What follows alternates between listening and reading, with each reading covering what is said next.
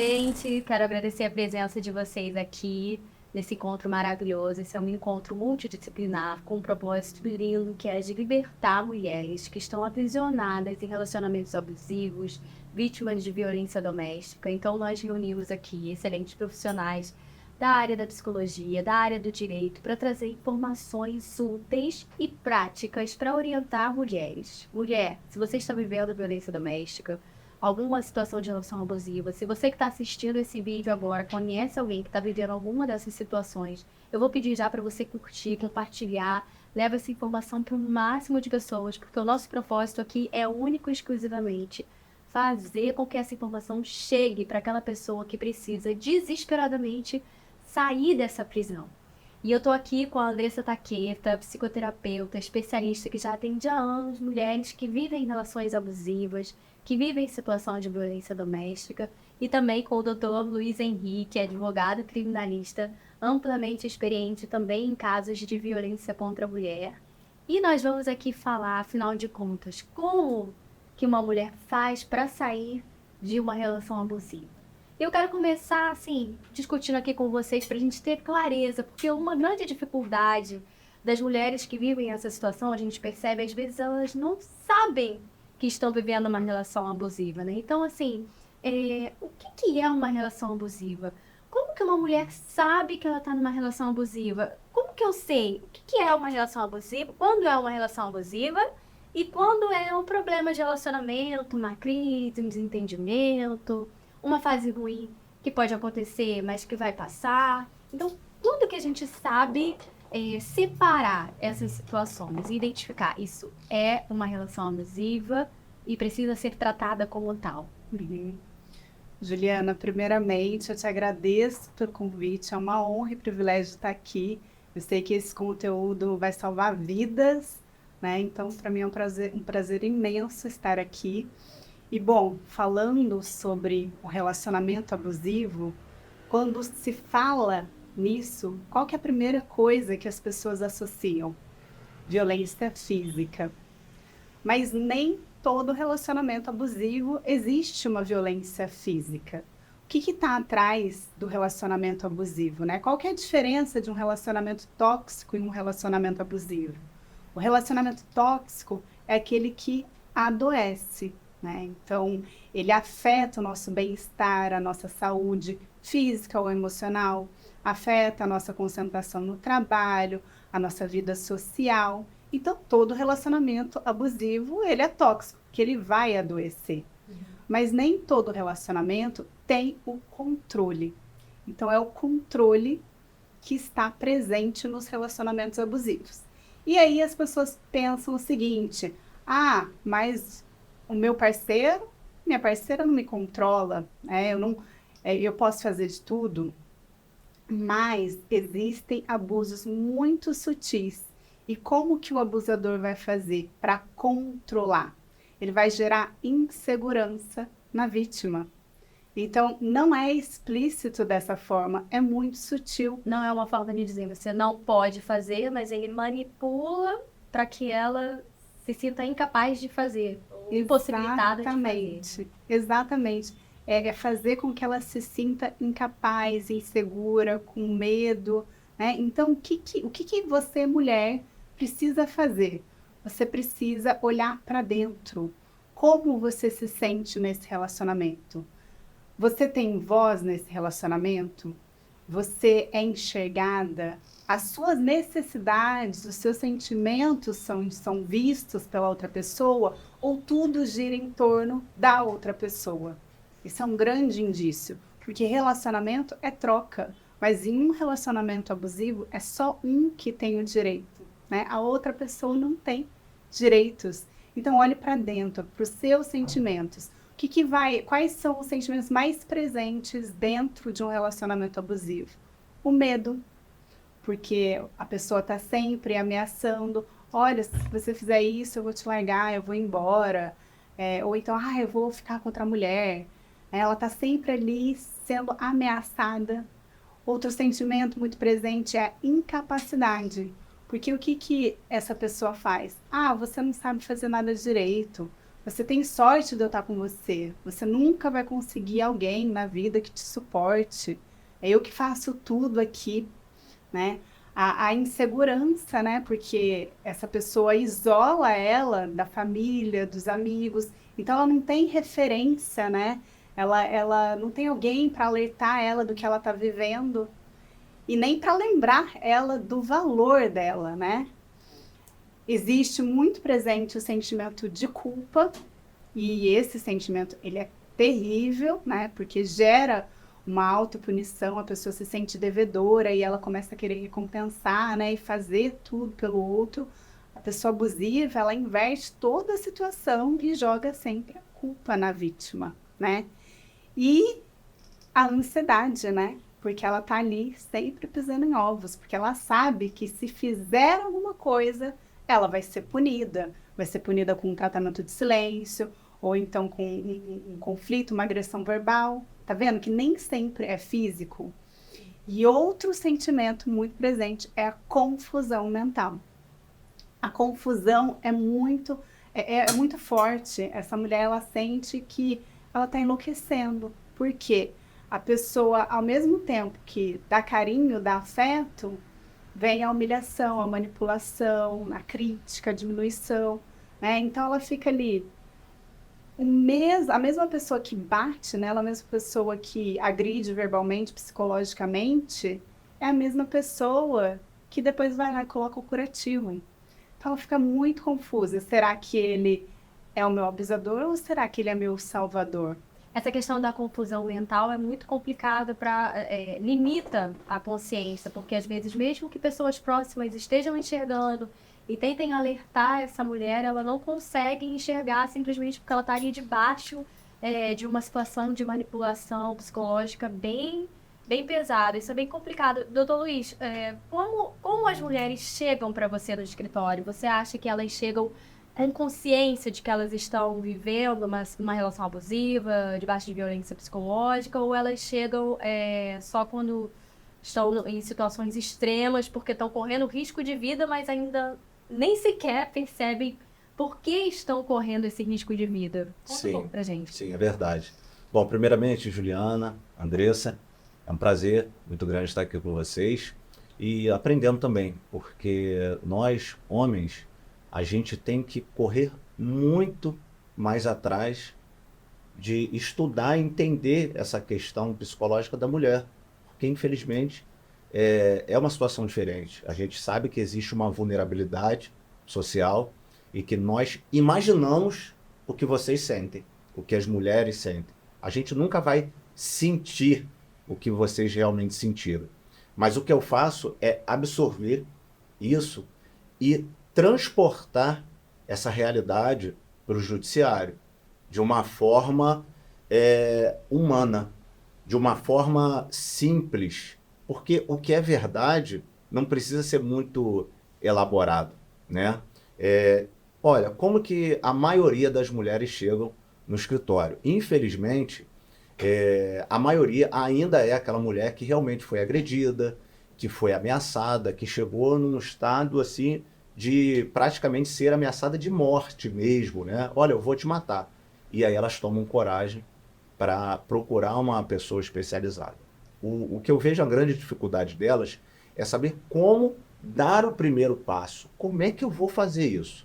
Se eu dependo desse cafajeste, né, desse homem, e o que eu vou fazer? Eu não tenho dinheiro. Como é que eu vou sair de casa? Porque é muito bonito a gente ficar falando, muita gente falando, olha, é só você sair de casa.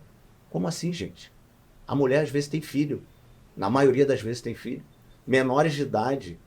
Não é uma coisa tão simples, saia de casa. Se fosse tão fácil assim, né, não precisaria ter justiça, não precisaria de nada. Precisaria de polícia.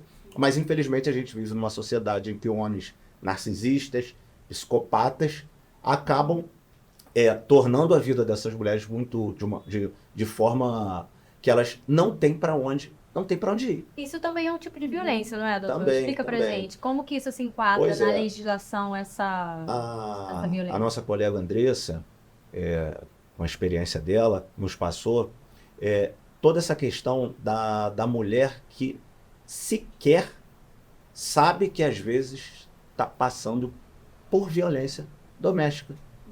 Isso é muito comum Sim. acontecer. Muitas falam assim, mas Andressa, ele nunca encostou o dedo em mim, Pois ele é. ele não me bateu, ele não me traiu.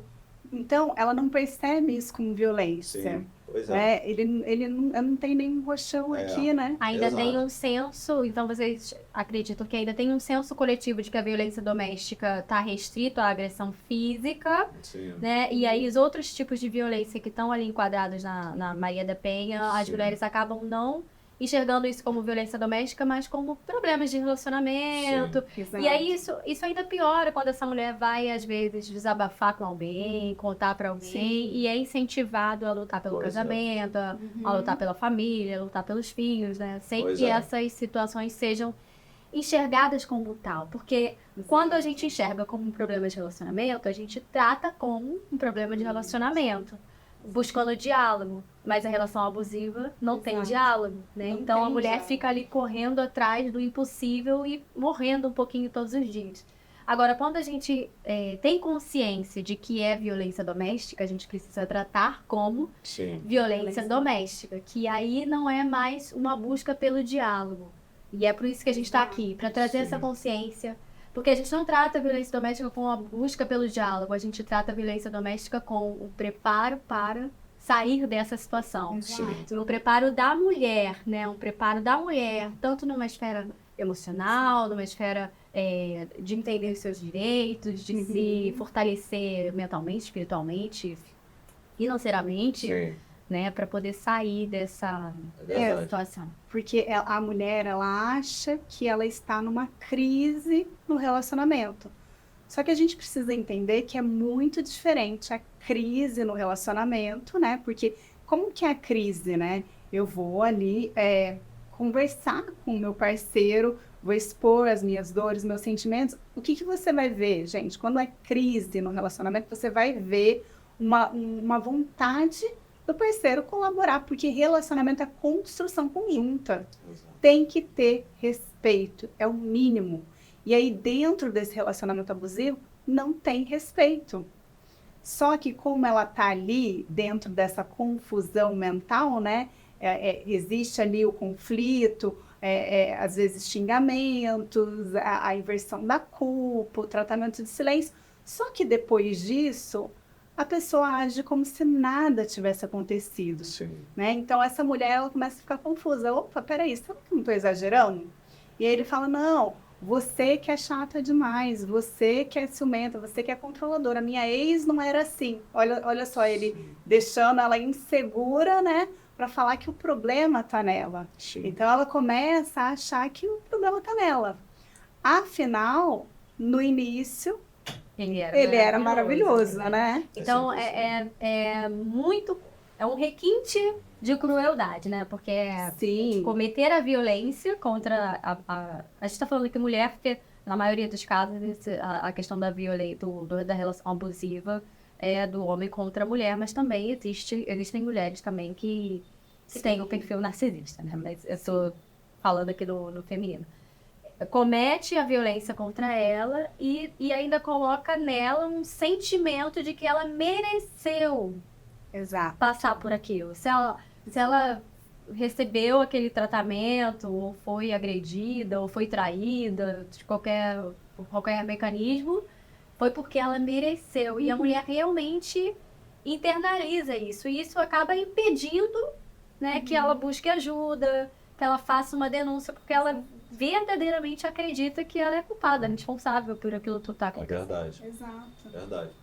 Ó, um tema muito bacana que você falou agora sobre mulher, né? A gente, quando está falando de violência doméstica, a gente está falando de gênero. Sim. Gênero, isso é muito importante, gente. Isso foi um ganho muito grande para a sociedade. O Supremo Tribunal, como o legislador não havia feito essa exposição de forma simples, clara, veio a justiça e falou assim, olha, a Lei Maria da Penha aplica-se a mulheres. Mas quem são mulheres? Quem se adequa ao gênero feminino. Pode ser um travesti, pode ser uma transexual, não importa. Você se adequa ao gênero feminino, você pode ser vítima de violência doméstica. E o interessante também, que muita gente não entende às vezes, é que a mulher pode ser não só apenas vítima. Uma outra mulher pode cometer o crime em violência doméstica contra uma outra mulher. Sim. Não necessariamente quem comete esse crime é homem, né? Basta, o que interessa é a vítima. A vítima precisa ser Do gênero feminino. Né? Vai ser amparado. Mulher, que é mulher. Ah, não nasceu, não interessa. Se você não gosta, vai ter que entubar isso. Ah, porque a minha religião diz... Não importa, a gente está falando de lei. A gente está falando de Constituição Federal, a gente está falando de direitos que foram conquistados na nossa sociedade e hoje aplica-se ao gênero, goste ou não, né? E assim, um outro tema muito, muito importante que eu sempre bato na tecla e vou continuar batendo. Muito se fala na internet, olha, inclusive tem decisão judicial do Supremo, do STJ, que fala assim, mulher, a sua palavra tem muita força, e de fato tem, na justiça, né? Só que é muito importante fazer provas.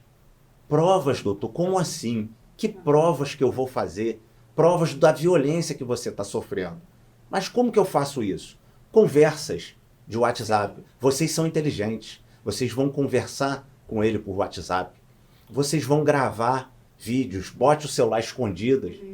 Porque faz toda a diferença. Se você chega hoje numa delegacia querendo fazer um registro de ocorrência sem ter nenhuma prova, a chance de você conseguir uma medida protetiva é quase zero, gente. Infelizmente, é a realidade. E não é só aqui no Rio de Janeiro, não. Eu converso com amigos de todo o Brasil, que eu conheço, eu tenho grupos de advogados criminalistas que atuam no Brasil inteiro, e todas as delegacias são assim. Então, Você doutor, tem que fazer as provas. O caminho, então, para sair do relacionamento abusivo, né, que a mulher está sofrendo violência doméstica, é sempre o caminho de fazer uma denúncia. O caminho mais seguro é esse? Sim. E muitas mulheres me procuram, doutor, consegui sair de casa aqui rapidinho, ou fazer uma audiência virtual comigo, uma consulta online, e falam, olha, eu estou passando por isso. Aí me conta o caso dela. Eu falo, você tem alguma prova? Ela não tem nada. Eu falo assim, vamos fazer o seguinte, você vai fazer assim, você vai conversar esse assunto, você bota um celular escondido, ah, doutor, mas ele fica com o meu celular, tenta arrumar um outro celular e deixar escondido num outro lugar, isso também funciona bastante.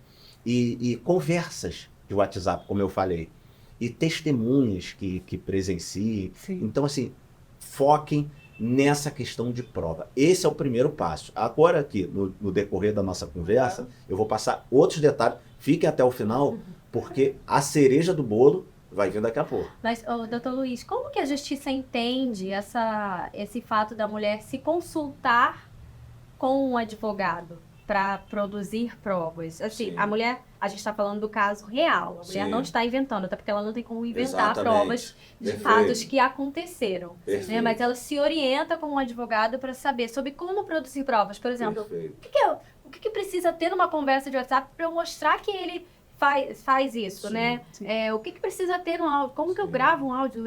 Essas orientações que estão Sim. lá na sua consulta. Sim. Como que a justiça entende essa Pois é. consulta para se preparar para... Existe uma grande pra diferença denunciar. entre você se preparar para você fazer uma prova e existe uma grande diferença entre prova forjada. Prova forjada, ela é ilícita. Agora, você planejar tudo na vida, a gente tem que se planejar. Porque o mundo ele gira em volta de questões jurídicas. Você, quando vai casar, você tem que conhecer os seus direitos, qual o regime de bens, né? Você, quando vai comprar alguma coisa pela internet, você tem que saber como que é aquela empresa e fazer provas disso, né? Eu vou comprar uma coisa pela internet, como que é esse site? E da vida? Você sofrendo violência, você vai agir no impulso? A vida é o maior patrimônio que a gente tem. E muitas pessoas, inclusive é uma tônica, porque eu advogo muito, eu advogo apenas em violência doméstica para mulheres. E muitos advogados que advogam, os colegas que advogam para os homens, e não critico, cada um tem a sua consciência, a sua escolha, eles entendem que isso seria uma forma de manipulação. Ou seja, para mim, isso é uma falta de argumento. Né? O advogado, ele quando não tem argumentos, ele tenta se pegar em questões processuais, em nulidades, né? E faz parte dele, é o trabalho dele. Por isso que você tem que estar com um advogado especializado nessa área para saber dirimir todas essas questões. Eu vou passar aqui ainda alguns casos concretos de como efetivamente ocorreu. Como é que essa mulher saiu? O que aconteceu? Será, se vocês me derem a oportunidade, a gente estava até conversando aqui antes, o grande medo de todas as mulheres que vão no meu escritório é morrer. Doutor, se eu fizer a violência, se eu fizer o pedido de medida protetiva, se eu fizer o registro na delegacia, ele vai me matar.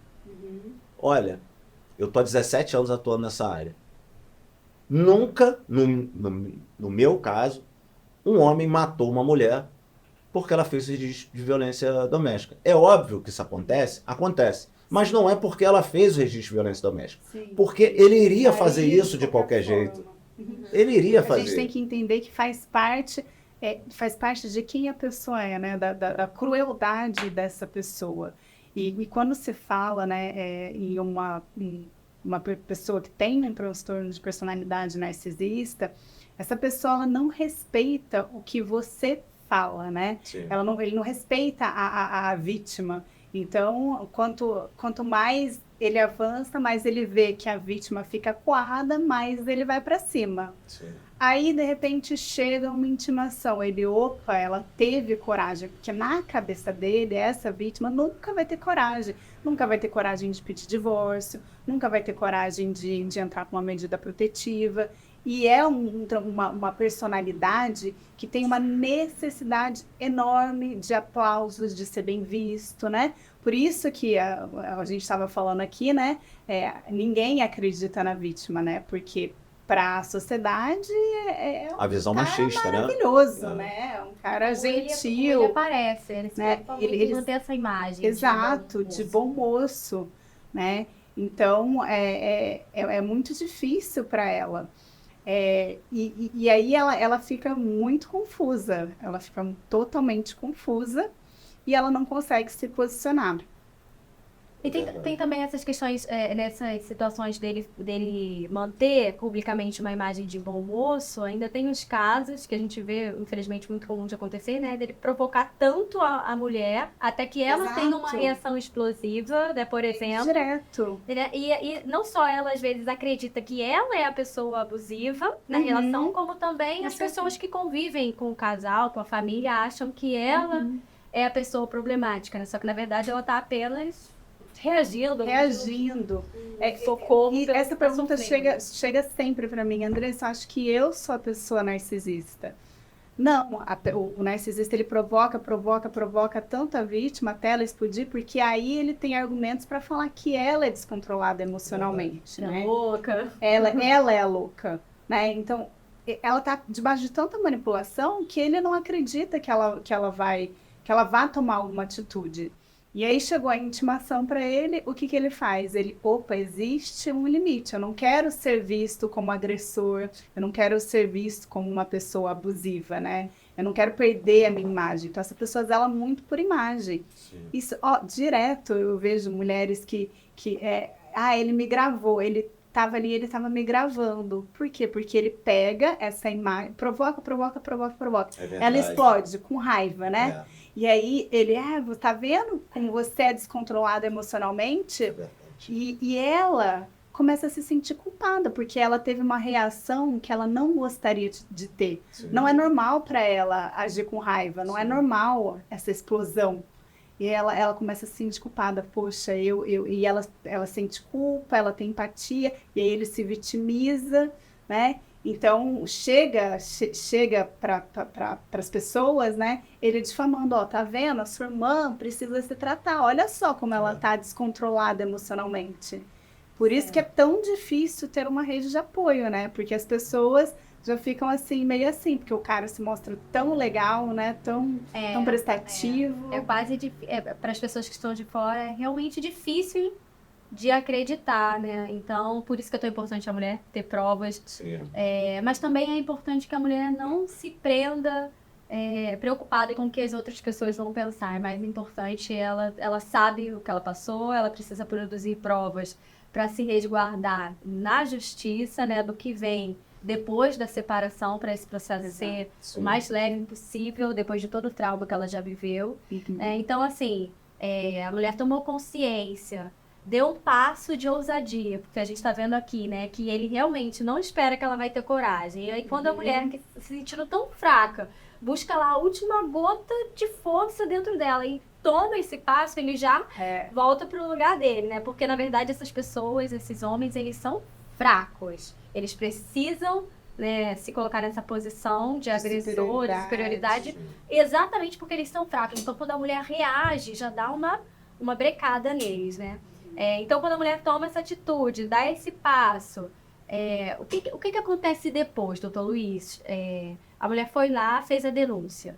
Então, assim, aí, entrando aqui, vamos supor o melhor cenário. Essa mulher coletou provas, foi lá, fez a denúncia, conseguiu uma medida protetiva.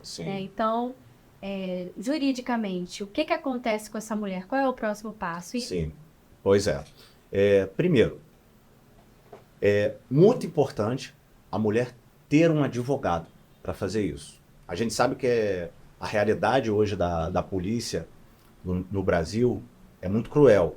E por quê? Há um número muito grande de cargos vagos na polícia. A polícia muito guerreira vem trabalhando de forma sobrecarregada. Não só também no Rio de Janeiro, mas como em todo o Brasil. É humanamente impossível, por exemplo, você nas delegacias especializadas de mulher, você ter apenas policiais femininas, como a lei dispõe, a Lei Maria da Penha, como preferencialmente. Não consegue fazer isso. Muitos homens, e não há problema algum desde que sejam preparados para isso, né? E não é o que muitas vezes acontece, mas não por culpa do policial, mas por causa da instituição que está sobrecarregada. E a Defensoria Pública, infelizmente, também todo o Brasil, ela não consegue atender vítimas em delegacia.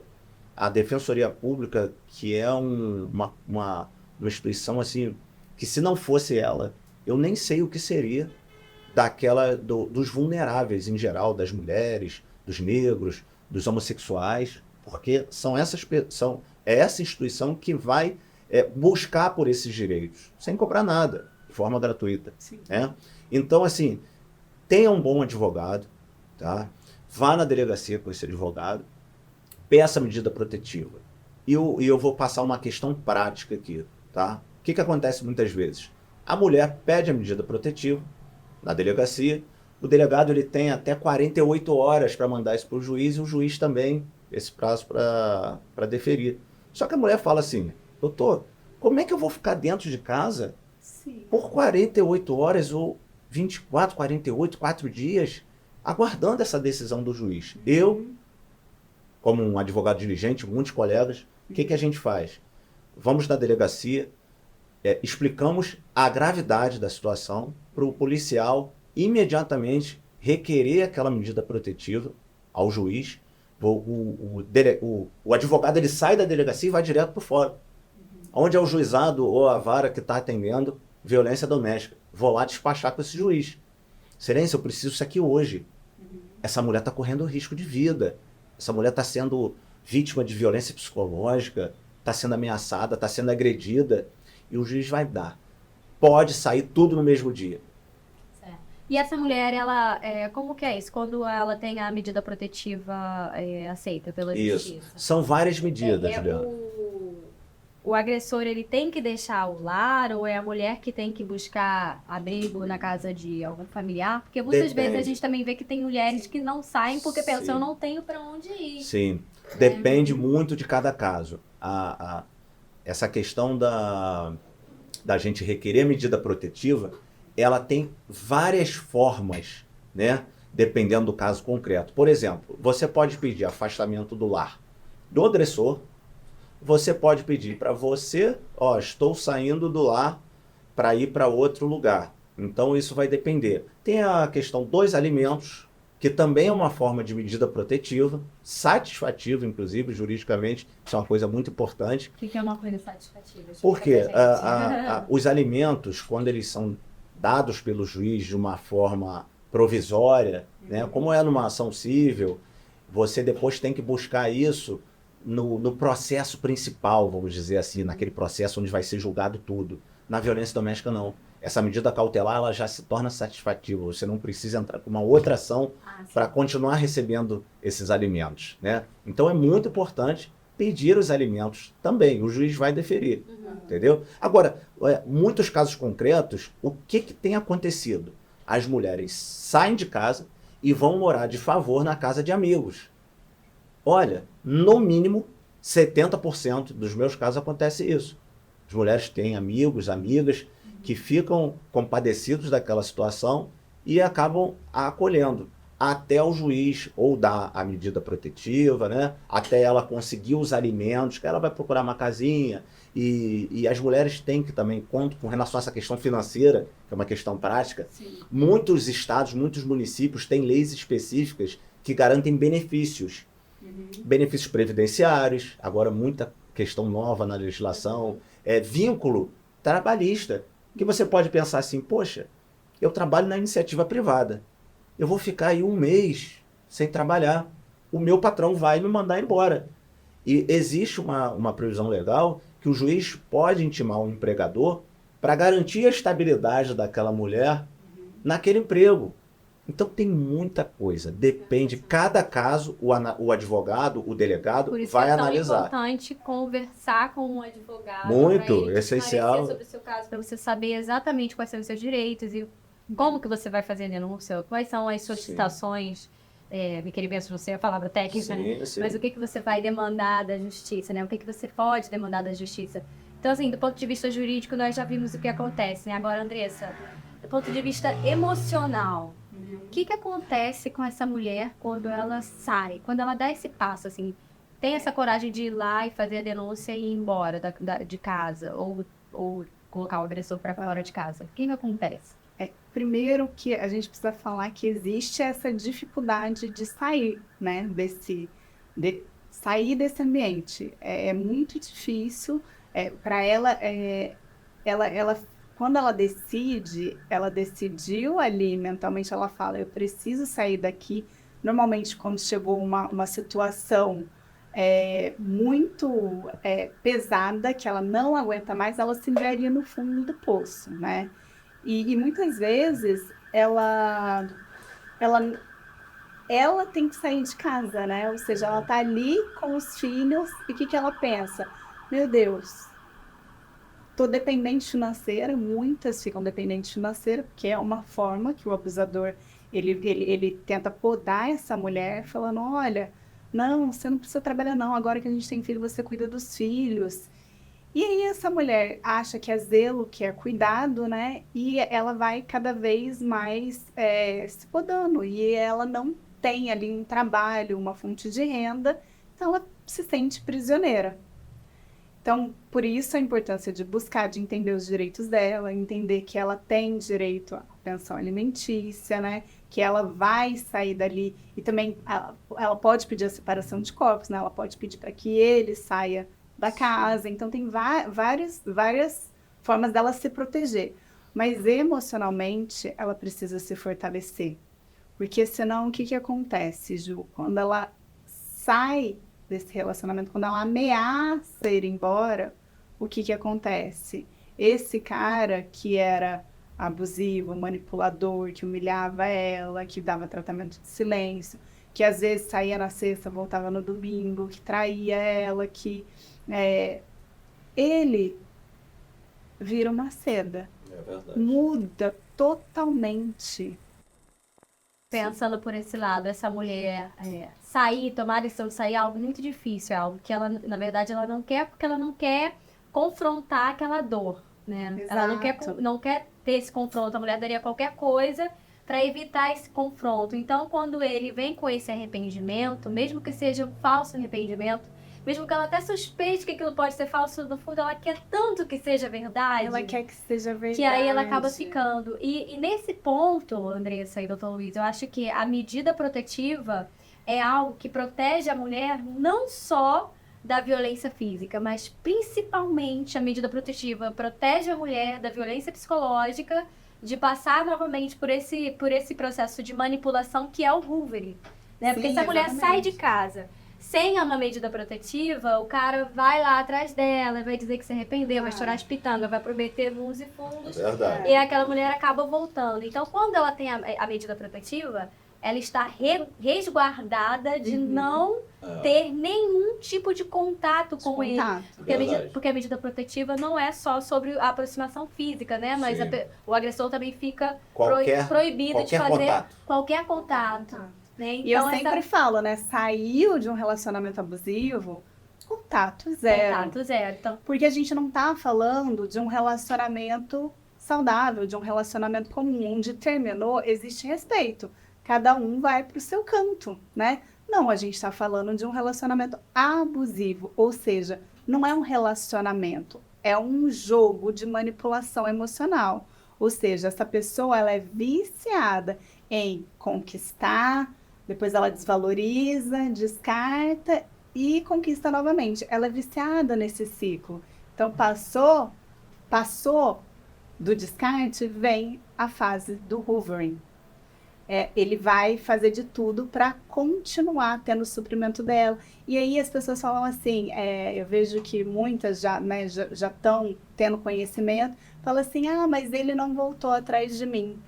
Não necessariamente ele vai voltar com essas promessas ou fingindo arrependimento ou derramando lágrimas de crocodilo. Não, ele pode só simplesmente vir provocar, né?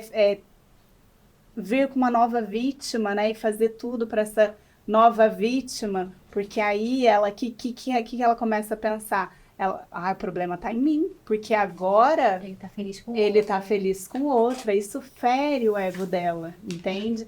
Então são várias maneiras, são várias estratégias que ele usa para que ela se para sinta... enfraquecer a certeza dela sobre a decisão que ela tomou, né? Uhum. De sair. E olha só, quando a vítima termina, sai desse relacionamento, ela pede um divórcio que ele achou que ela nunca teria coragem de fazer, ele sentiu, né, que não tem mais o controle sobre ela e ele continua ali rodeando essa mulher.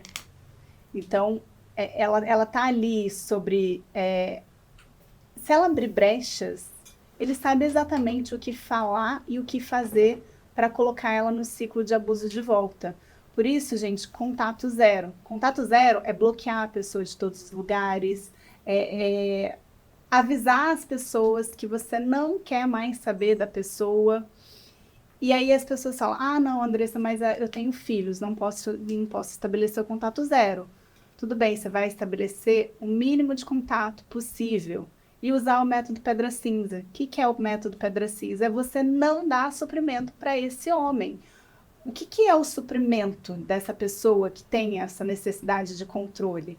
São as suas emoções. Quando ele sente que tem o controle das suas emoções, ele se sente bem, né? Se sente, ela tá ali à disposição, eu consigo controlar, eu sou poderoso. Essa é a necessidade dele, né? Então, se protejam, busquem o fortalecimento emocional. Acontece, né?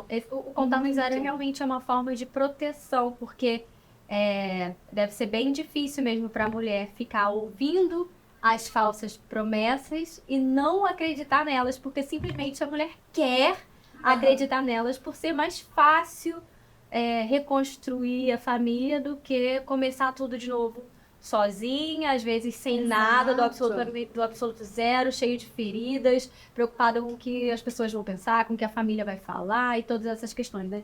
Então, mesmo não querendo sofrer, a mulher quer acreditar que aquilo é verdade. Então, se privem dessa tentação. Mas há quanto tempo que essa mulher está pedindo a Deus que esse cara mude? Então, quando ele muda, qual que é a impressão que ela tem? O que ela pensa? Nossa, o meu milagre aconteceu, ele mudou. Mas não, gente, ele não mudou. Uma pessoa que não se responsabiliza pelos seus atos, uma pessoa que não tem empatia, ou seja, ela não se preocupa com o sofrimento da outra pessoa, ela não sente remorso. Como essa pessoa vai mudar? Não tem como mudar. Porque a mudança vem só depois do arrependimento, né? Da autorresponsabilidade, do arrependimento e com a preocupação de, poxa, o meu comportamento está ferindo a Juliana, eu não vou mais fazer isso. E também, eu acho que tanto do ponto de vista psicológico quanto do ponto de vista jurídico, né? Uma mulher que sai, faz uma denúncia, toma uma decisão, pede o divórcio, quando essa mulher volta atrás, retira a denúncia ou simplesmente volta para o relacionamento, essa mulher está numa situação muito mais vulnerável do que antes. Porque quando essa lua de mel passar, quando essa farsa passar e ele sentir que tem de novo controle sobre ela, o abuso vai ser ainda maior. E muitos casos de feminicídio acontecem nessas situações, né? Porque aí ele já sabe exatamente a sua estratégia, como que você sairia, como que você já saiu uma vez. É verdade. Né? E, então fala um pouco assim pra gente, Andressa, como que acontece isso mesmo? Os relacionamentos pioram, as situações de abuso se intensificam mais a cada volta, porque são várias voltas. Com certeza. É isso que eu ia falar, né? Às vezes, não é o descarte, né? Como eu falei, né? Ele é viciado nesse ciclo de conquistar, né? Então, no início tem aquele bombardeio de amor, muita presença, afeto, presença, sexo, muito sexo, performático, com intensidade. Depois vem conseguir sentir que tem a segurança, desvalorização.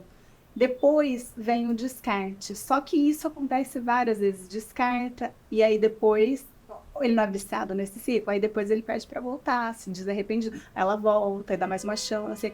Então ele fica girando esse ciclo, né? E é muito difícil.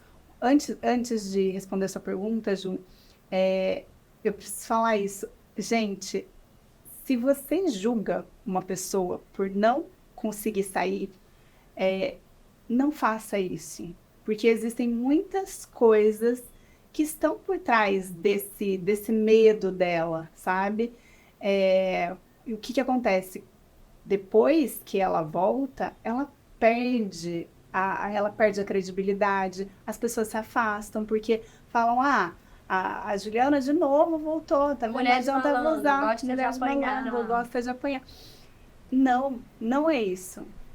Existem vários motivos que faz com que essa mulher ela não consiga sair.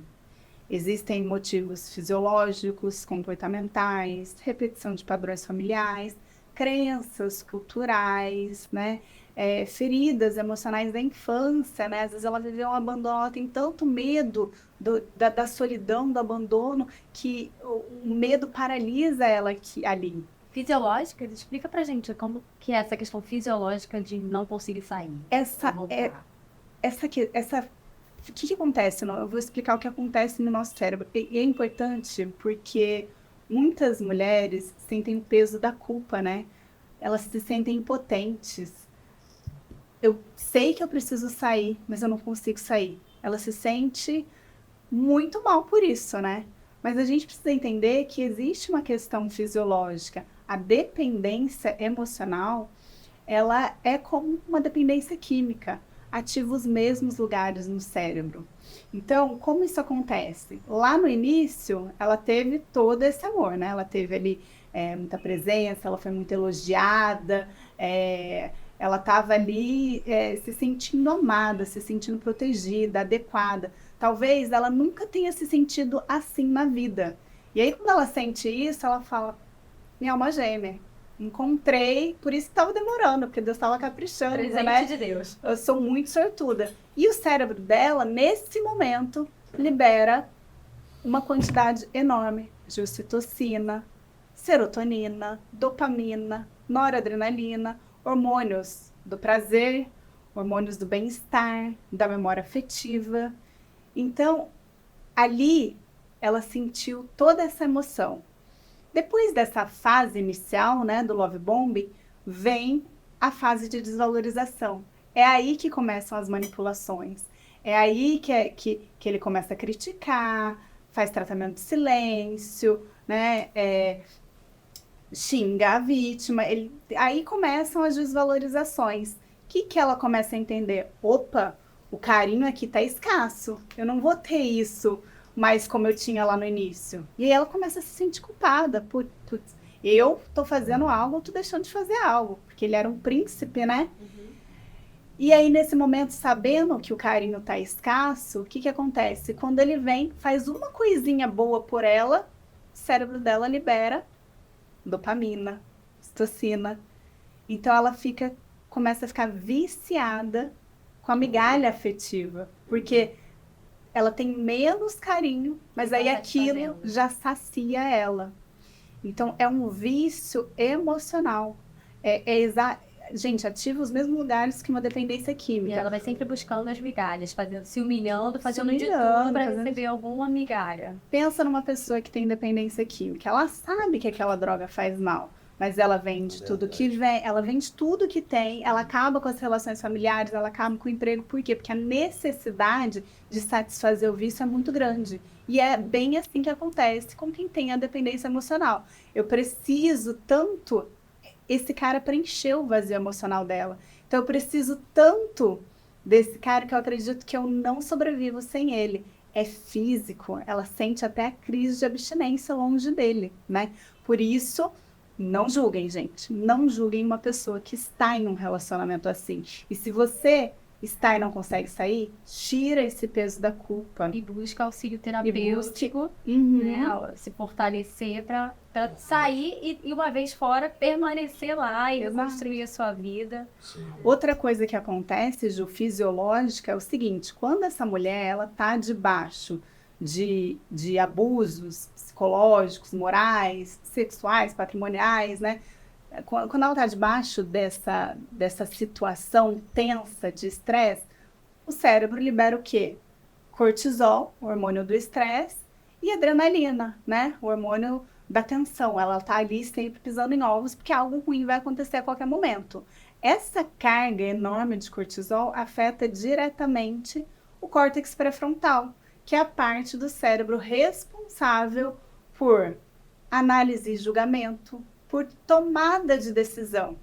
Então, essa mulher, ela não toma uma decisão, não é porque ela não quer, não é porque ela gosta de sofrer, é porque o córtex pré-frontal, a estrutura cerebral dela foi modificada. Ela não consegue, ela realmente não consegue. Nossa, é muito cruel.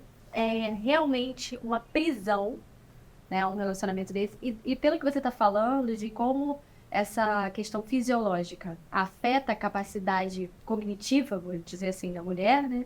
Isso também, de forma direta, atrapalha o desempenho e as chances profissionais dela de construir alguma coisa. Porque, além. Então, é ainda mais cruel a situação, porque além de ter uma pessoa que está ali do lado dela, mas está jogando contra, podando, fazendo tudo possível para atrapalhar, ela ainda está diminuída, esvaziada na sua capacidade cognitiva de pensar em ter um trabalho. Imagina essa mulher no trabalho. Ela não consegue performar ela bem não no consegue trabalho. ter concentração. Ela não consegue ter concentração. Ela não consegue ter foco. E essa descarga, esse nível alto de cortisol, afeta o quê? O sistema imunológico, ou seja, ela está sempre doente e ela vai desenvolver doenças psicossomáticas e afeta diretamente o hipocampo, que é responsável por memorização. Então, ela tem lapsos de memórias. Como é que uma pessoa vai render e vai ser produtiva no trabalho se ela está com esses lapsos de memória, se ela não está conseguindo analisar de forma correta? Toda a vida dela passa a ser prejudicada. Por isso que no início eu falei que todo relacionamento abusivo é tóxico, vai adoecer, não tem saída. Isso também, Andressa e Dr. Luiz, isso também traz a gente para a questão dos filhos. Porque muitas mulheres pensam, eu não posso me separar, eu não posso me divorciar, porque eu não consigo criar os meus filhos sozinhas. Elas realmente acreditam que permanecer numa relação assim é bom, é porque faz bem para os filhos delas. Né? Mas, na verdade, elas não têm capacidade de cuidar dos filhos estando numa relação assim. Exato. É aquele medo eu tenho medo de criar os meus filhos sozinha.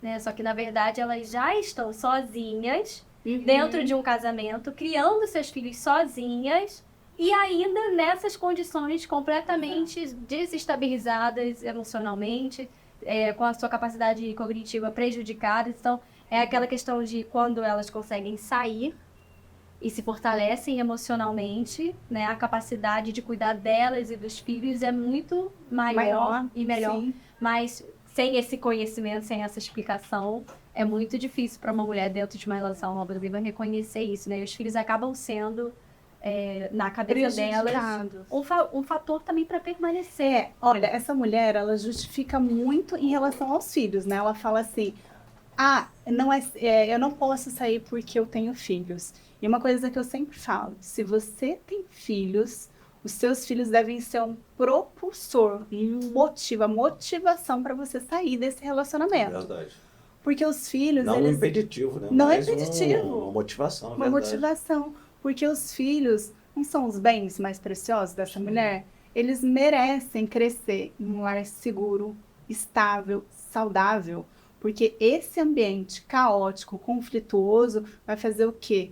Vai afetar o desenvolvimento cognitivo, emocional e a formação da autoestima e personalidade dessa criança. Então, olha do que a gente está falando. É muito sério isso. E tem risco também desse filho crescer nesse ambiente e acabar reproduzindo isso na vida dele. Ele reproduz, quer ver? Olha, uma cliente minha, ela viveu, né? Ela vivia o relacionamento abusivo dos pais, extremamente abusivos, só que a mãe lutou até o fim por esse casamento. E ela, né, ela admira e ela sente que ela tem uma dívida com essa mãe.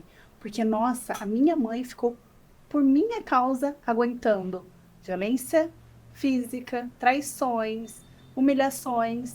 Então, quem sou eu para não lutar até o fim por esse casamento? E aí a gente tem que pensar mais a fundo, né? Que casamento é esse que não tem respeito, né? Então, existe essa crença que está no inconsciente coletivo, onde família, em primeiro lugar. Só que o que é família? Família é onde tem respeito. A partir do momento que não existe respeito, não existe uma família ali, não existe um casamento, né? Esse cara jurou respeitar essa mulher no altar, né? O acordo matrimonial que ele fez com ela, ele jurou respeitar essa mulher como Cristo amou a igreja. Então, ele está respeitando? Não, ele já quebrou aí, né, todo o acordo. E essa mulher está ali em sofrimento, ela acha que está fazendo bem para os filhos dela, mas ela só está educando, ensinando que amor é conflito, amor é sofrimento, amor é violência física, amor é violência psicológica, tratamento de silêncio. Então, o que esses filhos vão reproduzir? Ela não está reproduzindo, ela não está aguentando um marido abusivo porque a mãe dela aguentou. O que vai acontecer? Vai repetir. A filha dela também vai aguentar um relacionamento abusivo, o filho dela também vai aguentar um relacionamento abusivo ou vai ser um abusador. Então, é essa mulher que precisa quebrar esse ciclo, esse padrão repetitivo, né? Por isso, uma mulher, ela é corajosa, né? A mulher que viveu tudo isso e que sai é uma mulher corajosa, é uma mulher bem-sucedida. Só que o que está no inconsciente coletivo, né? Que ela é fracassada, ela é divorciada, ela é fracassada. Não, essa mulher é corajosa, ela é forte. Tem que ter muita coragem, né? Muita coragem. Juliana, uma questão também prática, eu vou, né, nessa conversa que a gente está tendo, eu vou sempre focar nessa parte prática, tá? Aquela mulher vítima de violência doméstica, a maioria da população do nosso país vive em situação de vulnerabilidade financeira. Essa mulher, o que ela vai fazer? Existem esses crimes que vêm nessa situação aos poucos, né? Aquela violência doméstica que você não sente e vai durando alguns anos. E nessas situações, o que você vai começar a fazer? Provas, como a gente já falou aqui. Vai produzindo provas, filmando, guardando conversas de WhatsApp. Agora, se chegou numa situação crítica, de violência, de grito, de agressão física, existem algumas hipóteses muito interessantes. Em muitos estados existe o aplicativo da Polícia Militar. Nesse aplicativo, se você... que muitas mulheres falam assim, como é que eu vou ligar? Eu estou sendo agredida. Como é que eu vou fazer? Ele vai ouvir, ele está atrás de mim. Deixe esse aplicativo no seu celular. Se acontecer uma situação extrema como essa, aperte o botão do pânico. Ali o aplicativo vai dar a sua localização, o seu nome e a polícia vai chegar lá. Então, fique atento a esses mecanismos que existem tecnológicos. Por quê? Você prendê-lo em flagrante por um crime contra esse é uma grande coisa também, porque ele vai obrigar o agressor a ir até a delegacia com a polícia militar. A polícia militar, constatando aquela violência doméstica, vai levar para uma delegacia de plantão, que às vezes não é uma delegacia de violência doméstica, porque essas coisas acontecem muito de madrugada. Ele vai ficar ali detido em flagrante. De manhã, muito provavelmente, aquilo vai ser encaminhado para o juiz, que pode converter aquela prisão em flagrante em preventiva, para ele continuar preso por um tempo. Então, aproveitem essas situações de flagrante de você estar sendo para chamar a polícia militar. Ou seja, ligando, ou dessa forma que eu falei. Que, infelizmente, a gente está falando aqui, procura um advogado. Gente, Não é a realidade, não. quem Não, pode não, pagar um advogado? Exato. Quem vai chamar um advogado de madrugada? Né? Então, e essa dica do botão do pânico, essas coisas, não só para mulheres pobres, para mulheres também ricas, como a gente ficou sabendo há pouco tempo, mulheres famosas passando por esse tipo de violência, ou seja, violência doméstica não é uma questão financeira, de ordem financeira, é uma questão social, é criação, é o pai, eu sou pai, meu filho tem 2 anos e meio, se eu observar desde pequeno algum desvio de comportamento do meu filho, se eu não puder ajudar, eu vou levar num psicólogo. O meu filho vai ver a mãe dele sendo bem tratada dentro de casa. Porque uma coisa é você explicar, outra coisa é você dar o exemplo. Exato. A criança aprende por neurônio espelho. Não adianta você falar, vocês não perceberam, você fala uma coisa para a criança faz outra, Sim. porque ela aprende por absorção, Pelo exemplo. pelo exemplo. Então, é dentro de casa que a gente vai mudar isso. Ai, como é que vai mudar isso, doutor Luiz? Como que vão acabar essas violências dentro de casa? Os pais, porque tem muitos pais que às vezes não geram, são brigas cotidianas de casal, que para eles isso é normal. Não é normal discutir na frente de filho. Não é normal, né? Não é normal desrespeito, né? E não pode. Nem na frente dos filhos, quem dirá na frente dos filhos. Não né? pode, porque às vezes é um casal que você acha assim, poxa, a gente se dá bem, mas de vez em quando a gente briga e nosso filho está perto, né? Isso pode gerar um trauma naquela criança que também vai achar que aquilo é normal, como você falou. Né? É de normal, de vez em quando pode brigar, pode gritar. Não pode, a gente não pode normalizar esse tipo de situação, porque isso é uma escada. Hoje é um xingamento, é um puxão de cabelo, e daqui a pouco tá virando um soco na cara. Exato. Tá virando uma tortura. Exato. Eu ouço muito assim, ele nunca me agrediu, mas ele já quebrou o copo. Não, Pois então é. já é uma agressão, né? Mas não foi em mim. Não, mas já é uma agressão. Então, assim, a maioria das mulheres, né, que passam por essa situação não viu respeito, né, entre os pais, familiares. Então, ela não tem uma referência do que é um amor saudável, né? E aí, por isso, ela acaba achando que aquilo é normal. E ele entra na mente dela e fala... Não, você está exagerando, você está vendo coisa onde não tem. E aí entra a ex, né? A minha ex não era chata igual você, aí ela se sente diminuída e tal. Agora, doutor Luiz, uma coisa que acontece muito é a ameaça em tirar os filhos, né? Isso aí é assim... Campeão. 100% dos casos, o mais clichê você está fazendo alienação parental, eu vou tirar os seus filhos de você, você só tem tudo que você tem por minha causa, então eu vou te deixar sem nada e sem os seus filhos. E aí a mulher pensa, não, meus filhos, o cérebro dela até bloqueia, né? Sequestra a amígdala. Meus filhos, ela não vai analisar que para ela perder a guarda, ele tem que provar que ela não é uma boa mãe, né? Que ela oferece risco à saúde da criança, mas ela pensa... Meu Deus, ele tem dinheiro, eu não tenho, ele pode contratar um advogado, eu não posso. Que medo, né? Então, eu queria que você falasse sobre isso, Sim. né? Sobre a questão da guarda, Muito sobre importante. essa decisão que saiu. Pois é, muito importante, porque apesar de eu ser advogado criminalista, né? E todo advogado criminalista, ele deve entender muito bem também de direito de família, porque você vai acabar lidando com essas coisas e dentre as medidas protetivas, você vai envolver também a questão de guarda. O juiz da violência doméstica, ele vai analisar a guarda dos filhos, o alimento dos filhos, o alimento da mulher. E recentemente teve uma lei que poucas vezes desses anos de atuação eu vi uma diferença prática na realidade social.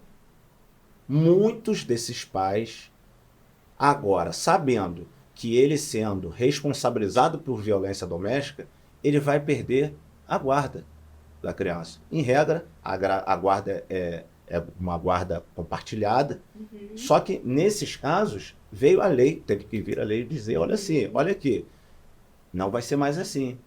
Praticou violência doméstica, a guarda vai ficar de forma unilateral. Ah, doutor, peraí, mas caramba, e se for compartilhada? Vai ter que ser metade do tempo? Não tem isso. A mulher ainda assim ela pode ser a responsável direta por aquela criança. Não há também motivo para pânico. Né? Porque a guarda compartilhada é a decisão conjunta, né? Isso tem que ficar claro para as mulheres, porque o que elas pensam? A guarda compartilhada metade do tempo com cada um. Não é isso, né? É a decisão. E nasquelas questões cotidianas do dia a dia é ela. A capacidade de ter uma decisão conjunta com o abusador. Exato. Então, mesmo a guarda compartilhada não sendo dividida metade do tempo, o que assusta a mulher é exatamente o abusador, porque ele tem que perder. Ele vai perder. Ele vai usar isso como um mecanismo de controle. Exato, ele vai usar isso para provocar emocionalmente a vítima. Então, assim, eu quero colocar a minha filha na natação. Mesmo sendo bom para a filha, ele vai falar, não vai colocar, eu quero que coloque ela no judô, sabe? Então, assim, ter esse espaço para guarda compartilhada é uma coisa que complica a vida dessas mulheres, né? Uma decisão sábia, uma grande vitória para as mulheres. E vou dar um exemplo prático.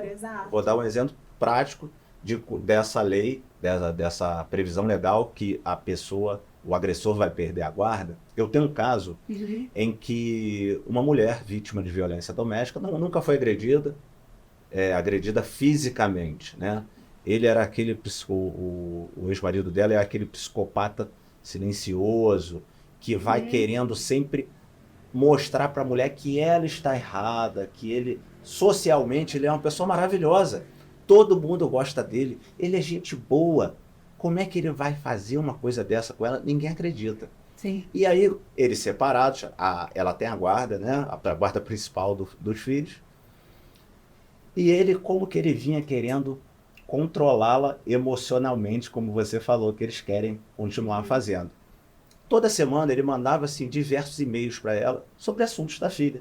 Olha, a filha chegou com um roxinho na perna. A filha chegou doente. E a mulher fala, ela está comendo isso, isso, isso. Você está mandando essas mensagens para mim porque eu sei, você não precisa. Tudo que a mãe fala, ele responde com vários e-mails. E-mails. E aí, essa lei saiu. Acabou. Ela não recebeu mais um e-mail dele. Ele certamente, orientado por um advogado, falou, para com isso. Exato. Porque você vai poder perder a guarda do seu filho. Outra coisa que eu vejo assim, que eles fazem muito tem ali, né, a convivência que foi determinada pelo juiz, e eles atrasam na hora de buscar. Por quê? Porque aí a mãe, ela não pode programar nada na vida dela e ela fica ali, aí promete pro filho uma coisa, né? No sábado a gente vai fazer tal coisa, a criança fica ali ansiosa, e aí ele não vai ou atrasa, isso vai gerando uma angústia, uma ansiedade ali, e aí chegando, né, nessa decisão, eles, você fala, né, o que a mulher deve fazer, ela deve fazer o registro, né? Sim. Por e-mail. Sim, pode fazer por e-mail, também online. Não é uma coisa assim, uma situação de violência, não é a mais adequada, né? Existem uns registros online pelos sites. Não, eu Sim. acho que ela está querendo dizer registrar, no Registrar caso, por exemplo, a- o pai a não prova, foi na convivência. né? Ah, sim, Entendeu? desculpa. Não, Tipo assim, Sim, sim. porque, Eu já ó, tô pensando em Você outra falou coisa. registro aqui da pessoa correndo. É bem não, criminalista. é que Registro. assim, o que Sim. eu Provas. provas Provas. é que eu falo para essa mulher, né? Ela tá passando por isso, eu falo, olha, você envia um e-mail para ele falando, olha, o combinado era tal dia, tal hora, você buscar o seu filho, você não apareceu, você apareceu tal hora, estou só registrando, né? Sim. Porque aí ele recebe esse e-mail, ele vê que isso está registrado e isso vai para o arcabouço de provas, né? Verdade. Porque senão ele faz o que bem entender com a mulher. Sim. E a mulher fica ali refém dele. É Ele não verdade. consegue, ela não consegue ter uma Mesmo vida. depois de sair, Mesmo ela continua depois de sendo, sair. Estando ali presa a ele de alguma Manipulada, forma. exato. Pois é. Por isso que... Se todo mundo, Andressa, não lembrar de nada do que eu falei, da minha parte aqui, só lembre de uma coisa: provas. Uhum, Provas, produzam muitas provas. Não lembro de nada que o doutor Luiz Henrique falou, mas lembre disso. O resto, aí você assiste de novo e vai pegando essas dicas, vai pegando os cortes que nós vamos fazendo também nas nossas redes, que vão direcionando um assunto que vai facilitar muito, porque a gente está aqui hoje, né, gastando o nosso horário, podia estar com nossa família, para fazer a nossa parte social, para que muitas dessas pessoas tenham esse conhecimento para salvar as vidas dessas pessoas. A gente não está aqui falando de um tema banal. Todo mundo aqui tem família, todo mundo aqui tem suas coisas para fazer, mas a gente faz isso de coração, né? Todo mundo que está aqui faz isso porque quer de fato uma sociedade melhor. Eu quero uma sociedade melhor para eu viver, para o meu filho, para os meus netos, para viverem. Não é demagogia. Ah, não, vocês estão falando isso porque querem ganhar dinheiro. É óbvio. Ninguém trabalha de graça, infelizmente. Se nós não precisássemos, né, ganhar dinheiro para trabalhar, é óbvio, é a nossa profissão. Mas vamos fazer da nossa profissão também uma forma de espalhar conhecimento. Certo. Não é? Porque aqui a gente está falando com muitas pessoas que não nos contratam. Mas eu Sim. quero que essas pessoas que não me contratam, que tenham essas informações. A gente prometeu muito, entregou tudo, mas é claro que tem muitas informações ainda, então, se você está vendo esse vídeo no YouTube, aqui embaixo na descrição do vídeo a gente vai deixar os perfis da Andressa, do Dr. Luiz, do meu também. São perfis que falam sobre a questão da violência doméstica nas suas perspectivas óticas, né? Sobre a liberdade espiritual, sobre a liberdade emocional, sobre a liberdade jurídica. E a nossa missão é, de fato, libertar mulheres. Eu acredito que hoje aqui a gente cumpriu uma parte muito importante desse propósito, né? De levar a informação, mas é claro que todo dia tem muita informação nos nossos perfis no Instagram. Vocês podem entrar lá, responder nossas caixinhas de pergunta. Também, se não tiver caixinha de pergunta, manda uma mensagem no direct pedindo ajuda ou dizendo qual é a sua dúvida, para que a gente possa ter outras versões desse encontro aqui, produzir mais conteúdo, porque a gente quer de verdade ajudar a libertar mulheres dessas prisões, né? Andressa, o Luiz falou, se você esquecer tudo, não esqueça provas. E da parte emocional, se esquecerem tudo, o que não podem esquecer? Esquecer. Não esqueça da vida dela, né? Que é a coisa mais importante que ela tem. É a vida, é a saúde mental, emocional, física. Sem essa saúde, ela não faz nada. Ela não consegue evoluir na profissão, ela não consegue cuidar dos filhos, ela não consegue cuidar de si mesmo e ela vai ficar presa ali. Então não esqueça que a sua vida é valiosa, você é uma mulher de valor, existe uma força aí dentro de você, existe essa força, e quando você está aí no fundo do poço, você olha para um lado, está escuro, você olha para o outro lado, está escuro, você fala, não tem saída, mas tem. Olha para cima, você vai ver o céu. você vai ver que existe sim um futuro. Não é seu karma, não é o seu destino. Nenhuma mulher merece sofrer, nenhuma mulher deveria passar por isso na vida. Então, não se esqueça de você. Busque fortalecimento emocional, busque conhecimento para você conseguir se libertar dessa prisão. A gente não veio para essa terra para viver em sofrimento, a gente veio para viver uma vida em abundância. Você merece muito, muito mais. Isso, ótimo. Então, eu também quero dizer uma coisa que não pode ser esquecida jamais. Se você tiver que esquecer tudo desse podcast, não esqueça uma coisa. Você não está sozinha. Existe uma pessoa chamada Deus que faz as coisas acontecerem em seu favor, como, por exemplo, esse vídeo chegar até você. Talvez você esteja no seu momento em que você não sabe o que fazer, que você não tem mais esperança, em que você já estava se sentindo perdida e pensando em desistir, e de repente, de alguma forma, ou pelo algoritmo, ou por alguém que compartilhou, mas de alguma forma, o cara lá em cima fez esse vídeo chegar até você, e essa é a forma dele te dizer: existe esperança em um futuro. Você não está sozinho. Então, coragem, e a gente está aqui por você. Até a próxima. Até a próxima. Obrigada, até mais. Adorei. Foi muito. Agora vamos brindar, hein? Valeu. Amiga, eu acho que você poderia começar um podcast. Isso que eu ia falar.